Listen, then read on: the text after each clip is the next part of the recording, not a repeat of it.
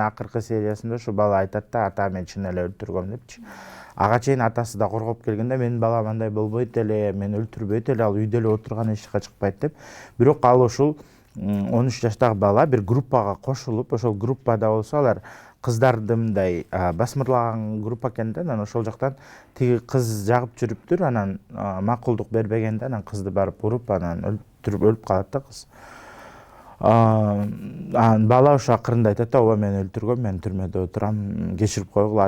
Атасына айтат да, анан силер күнөөлүү эмессиңер депчи. Мен күнөөлүү, бул анан интернет же досторум депчи, ушундай бир тыянакка келишкен. Эми бул жакта кинонун негизги максаты бул кээде ата энелер деле күнөөлүү болбошу мүмкүн дегенди дагы айтып атышат да.